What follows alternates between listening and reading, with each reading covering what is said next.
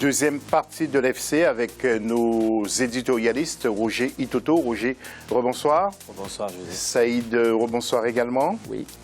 Et puis le grand Mohamed Kaori, Mohamed, rebonsoir. Très sérieux, comme un homme politique. Mais bon, Florent Ibenge, entraîneur de l'AS Vita Club et le sélectionneur de la RDC devrait être avec nous ce soir, mais malheureusement, et d'après donc son représentant, il serait parti en Afrique du Sud avec l'AS Vita Club qui jouera les huitièmes de finale de la Ligue des Champions Zone Afrique. La question de l'FC, quelles sont selon vous les équipes qui seront sélectionnées pour la CAN 2017 au Gabon? Réponse sur nos réseaux sociaux, mais aussi fc@africa24tv.com. Les sélections de foot en RDC et les clubs marchent bien sur l'échiquier continental. Comment expliquer cette métamorphose? C'est le dossier du jour.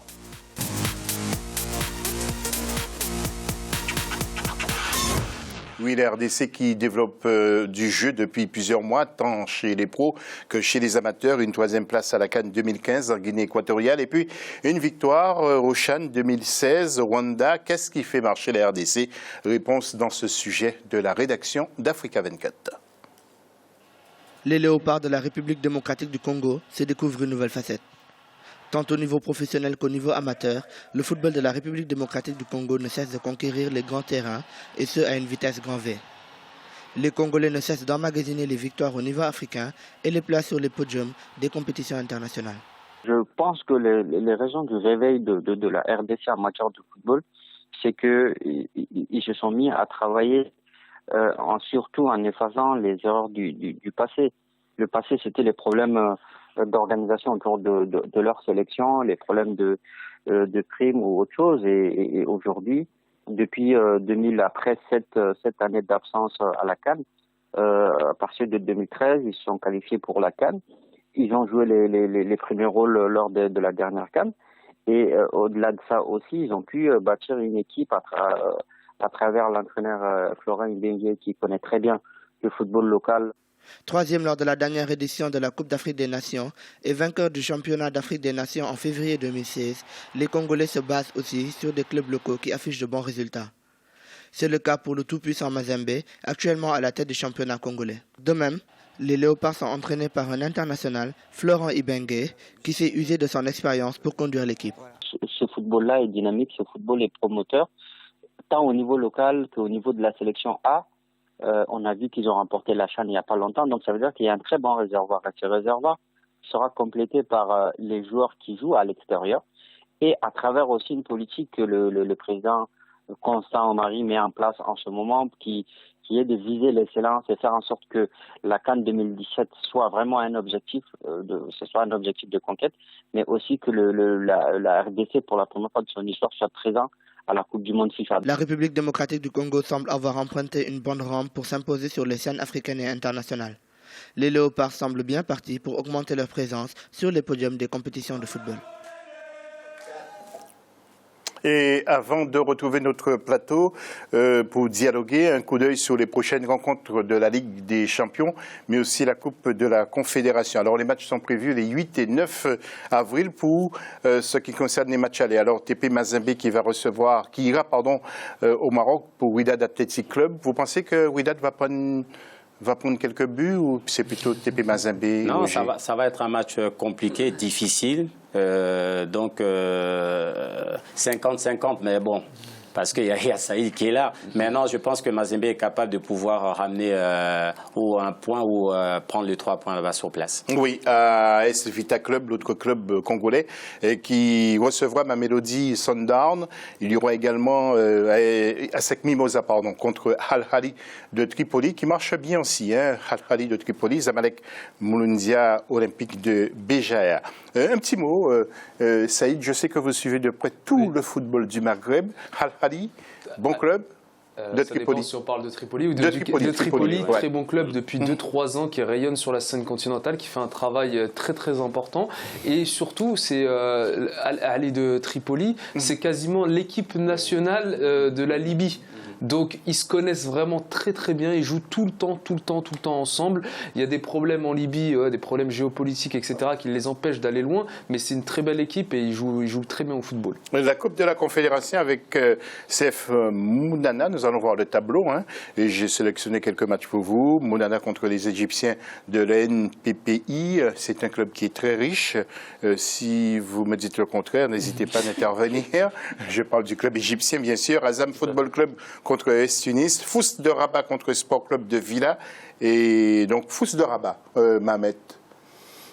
C'est un club chez Saïd. C'est un club marocain. Je pense que les Marocains, ils sont dans une dynamique que le Mali avait ces dernières années, à placer plusieurs clubs autant dans la Ligue des Champions et les Ligues Coupe CAF. C'est vrai qu'avec la professionnalisation qu'il y a là-bas dans le championnat, je pense que c'est un club qui peut aller très loin, et comme tous les autres clubs marocains. Oui, un petit mot avant de passer aux sélections donc de la RDC. Un petit mot, Roger, sur les clubs qui fonctionnent très bien. On en a déjà parlé, mais le TP Mazembe et l'AS Vita Club. Vous les situez où sur l'échiquier continental, bien sûr? Ils font partie des 10 meilleurs clubs dans l'ensemble. Oui, ils font partie surtout. Je vais plus m'arrêter sur Mazembe par rapport les joueurs, ou même ils n'ont rien envié à des clubs ici en Europe. Les joueurs, ils sont mis dans les meilleures conditions, donc ils ont que le football, on le voit bien, tous les titres qu'ils sont en train de gagner. Et le V Club aussi, pareil. Donc les deux clubs, ils commencent à avoir beaucoup plus de stabilité. Et puis ça permet au football congolais, on le voit là, et qui est en train de s'adonner cette dynamisme pour aller vers l'avant. Mais c'est vrai qu'on parle beaucoup des plus Mazembe et puis V-Club, mais il y a d'autres clubs, il ne faut pas oublier, il y a DSMP, il y a Saint-Éloi de Saint-Éloi, il y a Don Bosco, de Lupopo, il y a Don Bosco, il y a Sanga Balende, il y a d'autres clubs, donc ça fait que ces équipes-là, il y a énormément de jeunes qui évoluent, et ces jeunes-là, on le voit pendant la CHAN, et c'est des jeunes qu'on réussit à apporter la RDC vers le haut. Oui, alors justement, Saïd, le CHAN qui a quand même son importance, parce que Florent Ibenge puise dans cette équipe du CHAN pour faire sa sélection en quelque sorte. Oui, c'est ça? Tout à fait. Il se sert effectivement du CHAN, le CHAN qui est la compétition réservée aux joueurs évoluant sur le continent. Donc c'est bien pour ces joueurs-là parce que ça leur permet d'avoir une expérience continentale importante, ça leur permet de rencontrer d'autres nations et ça leur donne une expérience, un bagage qui, pour les meilleurs, leur serviront sur la sélection A.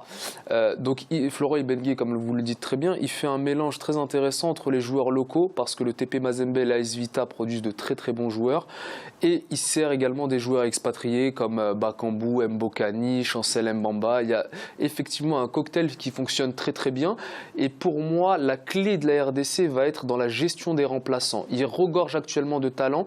S'il y a une bonne gestion des égos et que les remplaçants acceptent de tirer dans le même sens, et pour moi, cette équipe, elle ira très loin lors de la prochaine Coupe d'Afrique. Merci Saïd pour ce constat. Et puis, comment expliquer cette bonne marche? Joseph-Antoine Bell, vous êtes en ligne avec nous, vous êtes le spécialiste du football africain, bien sûr. Alors justement, quel est votre point de vue justement sur ce bon fonctionnement du football en RDC, Joseph? Le Congo, au contraire de beaucoup d'autres pays, a trouvé une forme de stabilité qui lui est venue d'abord de ses clubs, c'est-à-dire du football local.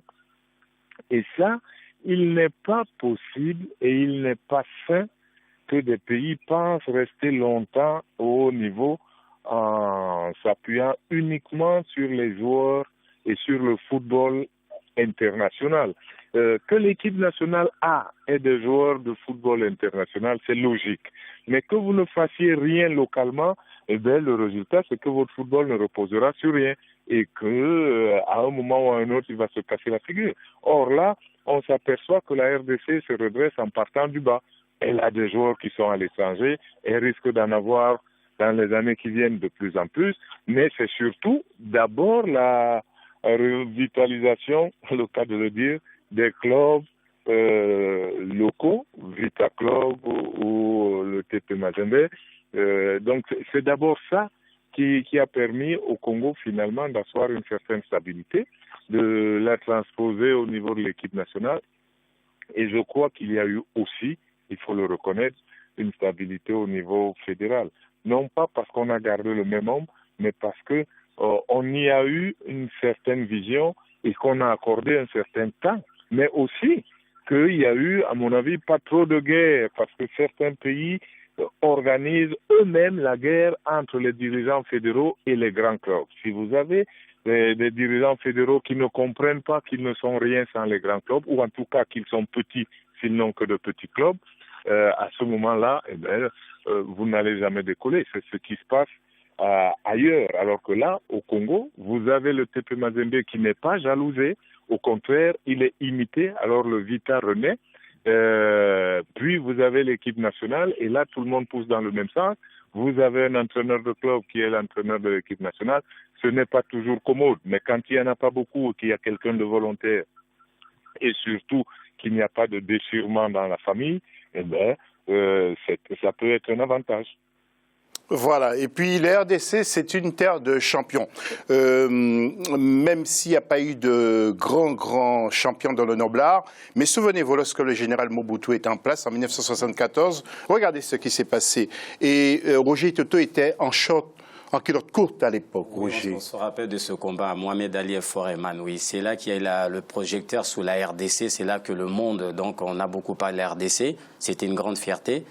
Et après cela, certes, c'est vrai que la RDC, on n'entend plus parler. Donc, c'est pour nous la fierté que voir l'équipe nationale, de voir tout ce qui est en train de se passer là, qu'on repart de nouveau des RDC. C'est une grande fierté. Donc, ça montre la stabilité, déjà, premièrement, qui est très important dans le championnat locaux.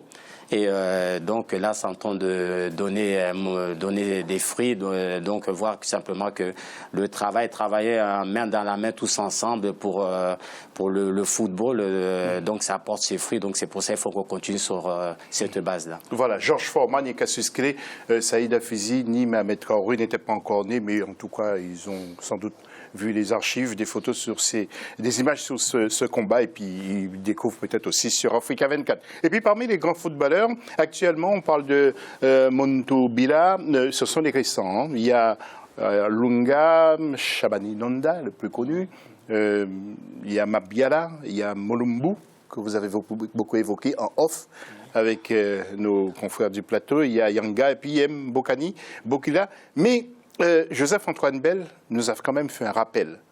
Il nous a dit qu'il y a quand même des joueurs qui ont marqué l'histoire du football de l'ex-Zaïre.